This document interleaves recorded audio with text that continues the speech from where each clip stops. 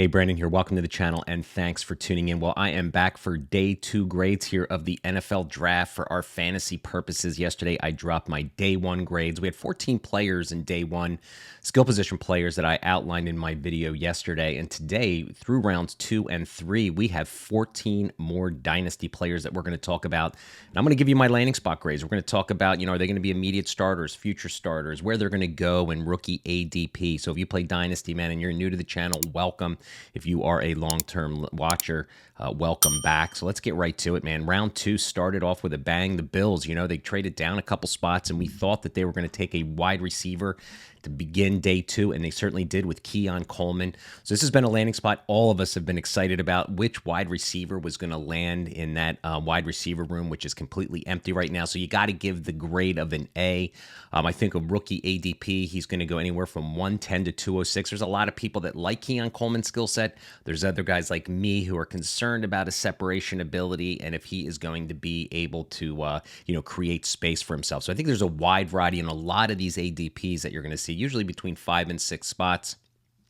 Trying to give you guys, a range of where I see them going. It is early in the process, but he's going to be an immediate starter, and he has wide receiver 2, I think, value ceiling potential, but great opportunity. We've been waiting to see, who went to the Bills, and Keon Coleman is going to get every opportunity to be the wide receiver 1 for the Bills, all right? So with the 34th pick, the Chargers go up and make a trade back up early in the second round, and I took my favorite receiver in the draft, and that's Ladd McConkey, and I love this landing spot, giving it an A. Love the fact that, again, that wide receiver room is a little empty with Keenan Allen gone. Quentin Johnston, we'll see if he can emerge in year 2, to be, alongside McConkey. But McConkey's going to be that possession receiver that I think that, Jim Harbaugh runs.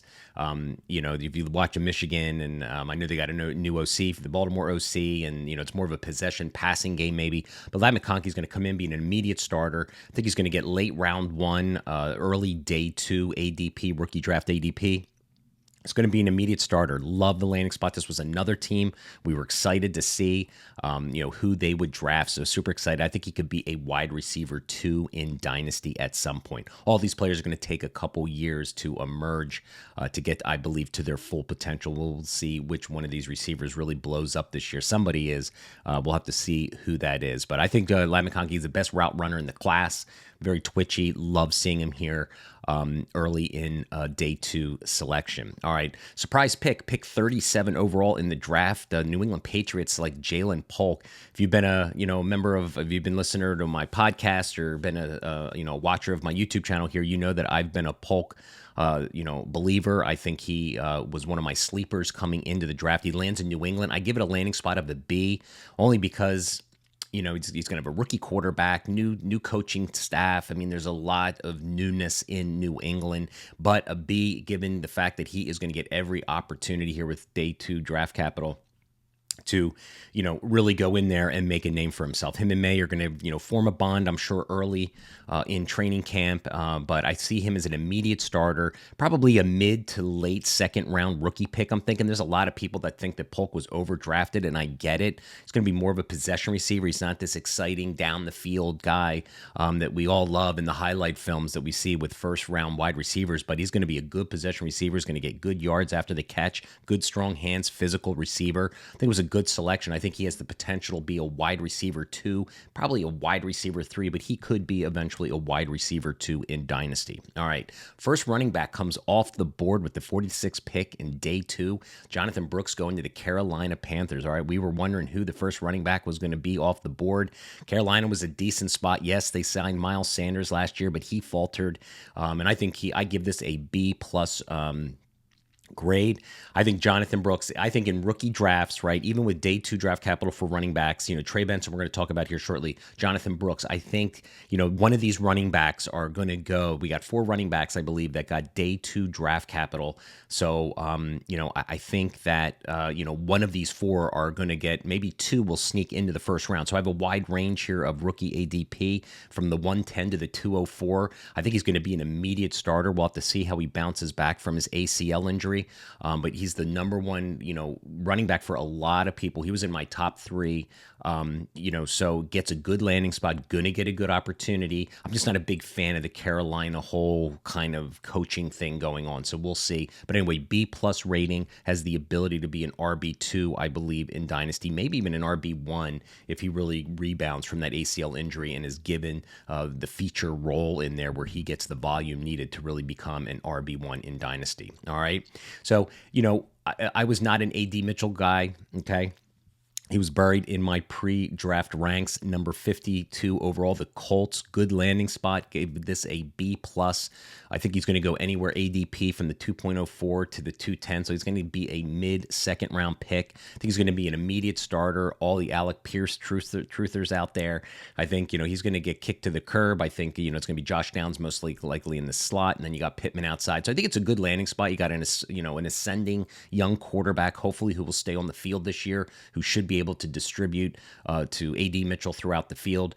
But this guy is a size speed guy. He really did a nice job at the combine. Again, I question whether or not he's got the space creation skills to be a well-rounded receiver in the NFL. And if he's just not a jump ball, contested catch kind of guy, I think you need to be more than that to be truly successful in the NFL. But I give it a B+ rating, good organization, ascending organization with a lot of good pieces. He's not going to have to come in and be the, wide receiver one. That's going to be Pittman's job to get that coverage. So excited to, see if AD Mitchell can really emerge on the field. All right. The last pick, as far as for this show, in the second round of the draft, Ben Sonat goes to Washington Commanders. 53rd pick overall in the draft. I give this an A rating.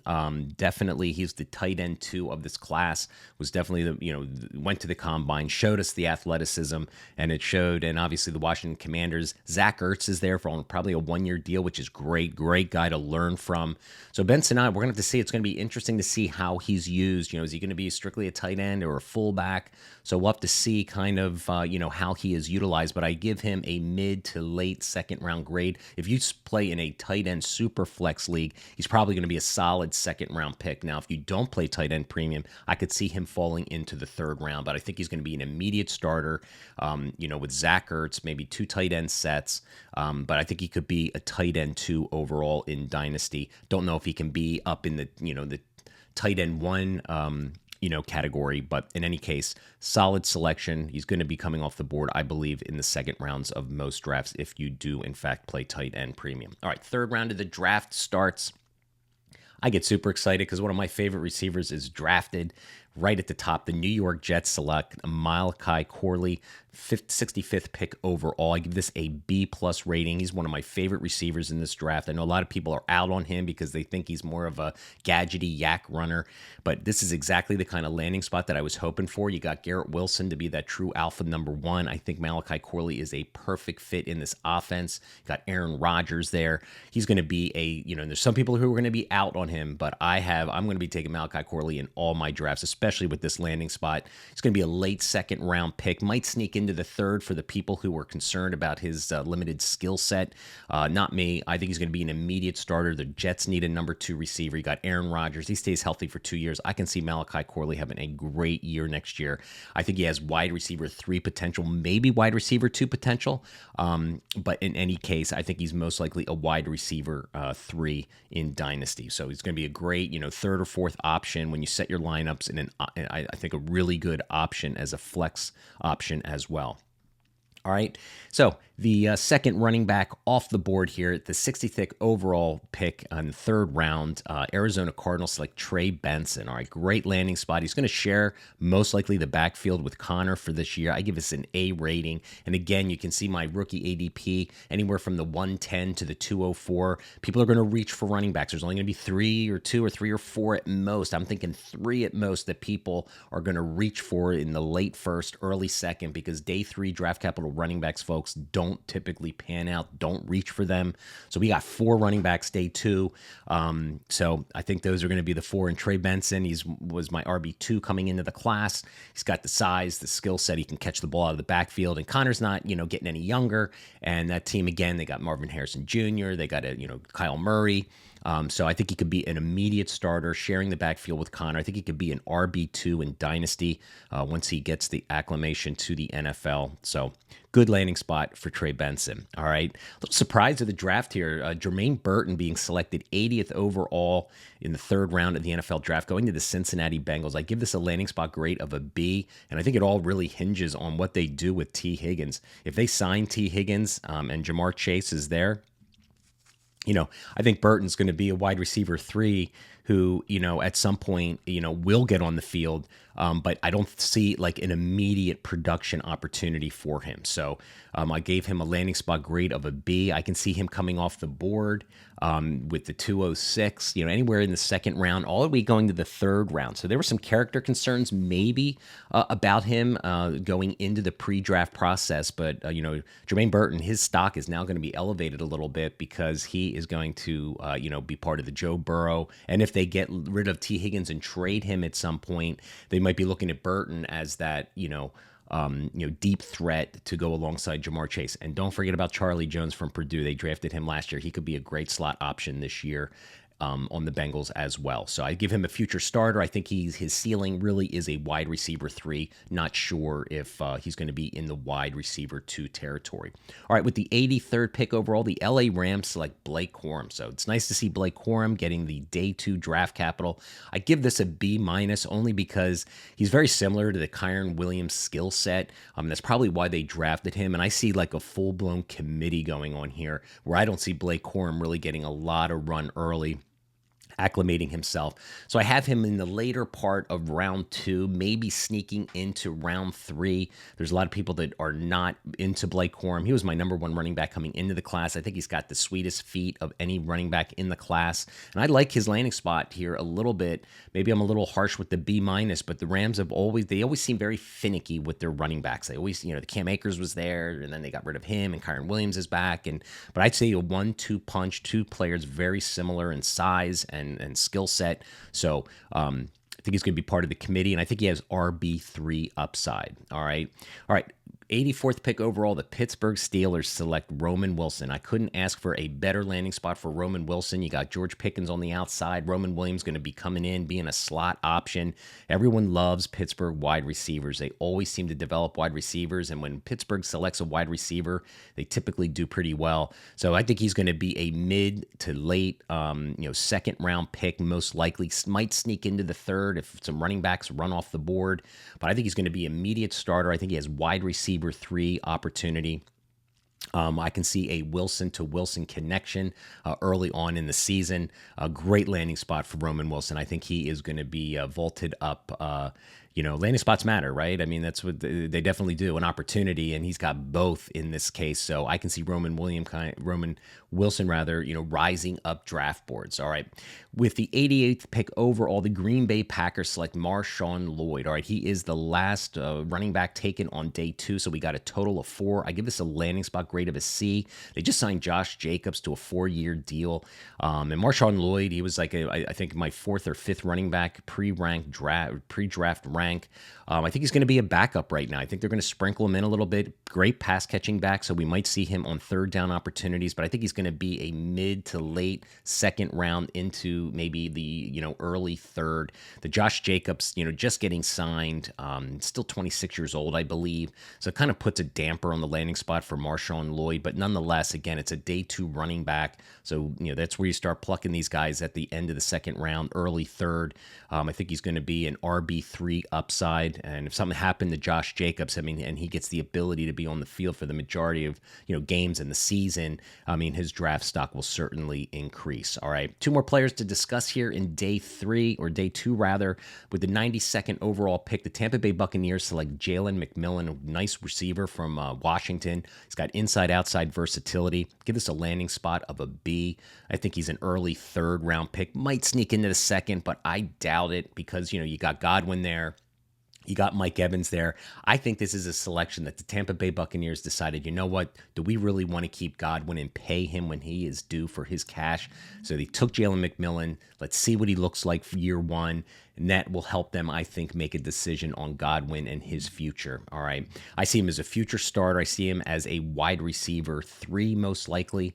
And again, being an early 3rd round pick in our rookie drafts. If there's a lot of believers out there with Jaylen McMillan, he might sneak into the second, but I think he's a solid 3rd rounder in our rookies. All right.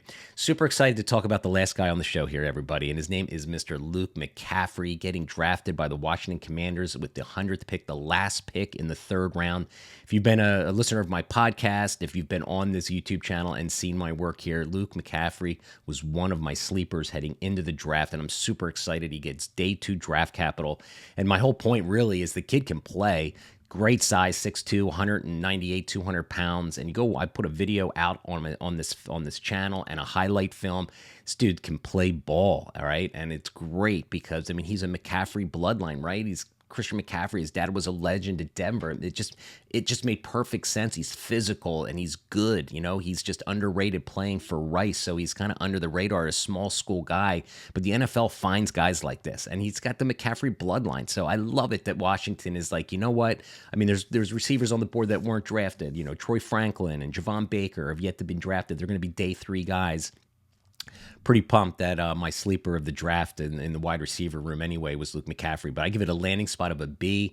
I mean, he can play inside and outside. You got Jahan Dotson there, and of course you got Scary Terry, and I expect this guy to get on the field immediately and be part of the rotation. And I think he's got wide receiver 3 upside. Maybe wide receiver 2. We'll have to see.